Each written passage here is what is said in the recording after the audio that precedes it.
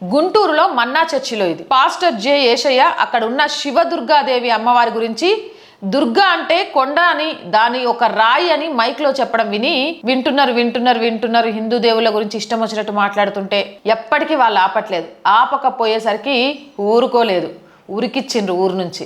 మీరు మాట్లాడుకోవచ్చు సార్, మీరు 100 సార్లు చెప్పుకోవచ్చు సార్, మాకు ఇబ్బంది లేదు. రామాయణం గురించి, భాగవతం గురించి, మొగ్గుల గురించి, ఆడింగతనం గురించి, మొక్కులు చెల్లించుకున్న ఆడింగతనాల గురించి అవన్నీ మీకు అనవసరం. మీ దాంట్లో మీరు ఏమైనా చేసుకునే ఇబ్బంది లేదు. మా దాని గురించి వాక్యానికి ఏ ఉదాహరణ పెట్టుకోండి, మమ్మల్ని ఉదాహరించాల్సిన అవసరం లేదు కదా.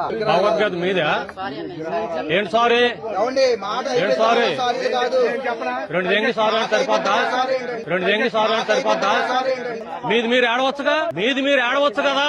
ఇప్పుడు ఉన్నోళ్ళు ఎవరన్నా మా శత్రువులా? ఎందుకు వాళ్ళ మా సబ్జెక్ట్ ఎందుకు తెచ్చారు? క్షమించేది పని పాటలు ఏమి లేవేక గోడ మీద పడి జరగడమేనా? హిందువులు ఒకళ్ళు తేరగా దొరికారు మీకు. మీ దేవుడు నిజ దేవుడు అని ఏడుతున్నారు కదా. అక్కడికి చెప్పండి మీ నిజ దేవుడిని. గుడ్డ లోడు తీసి కొట్టి పంపిస్తారు. మీరు దమ్ముంటారా అండి? అక్కడ కాండి మేమే వచ్చి మీకు లొంగిపోయి అయ్యా ప్రైవేట్ దేవుడు అని మేము చెప్పు, ఒప్పుకుంటాం. గొడ్డలు ఓడదీస్తాంటారు వాళ్ళు. అక్కడికి వెళ్తే ఓ మసీదు ముందు చెప్పు. మరి అక్కడికి వెళ్ళి చెప్పలేని వాళ్ళు కొజ్జాలు కాదు లుచ్చాలు కాదు.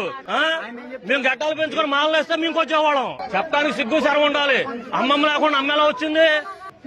అన్నయ్యని చెప్పమన్న మైక్ లో చెప్పండి. మైక్ లో చెప్తేనే చెప్పండి. మైక్ లో మీరు అన్న మాట క్షమాపణ చెప్పాలండి. మైక్ లోనే చెప్పండి. ఒక సేవకుడిగా నేను క్షమాపణ చెప్తున్నాను, మీ మనోభావాలు దెబ్బతిన్నాయి కనుక. ఒక సేవకుడిగా నేను క్షమాపణ చెప్తున్నాను, మీ మనోభావాలు దెబ్బతిన్నాయి కనుక.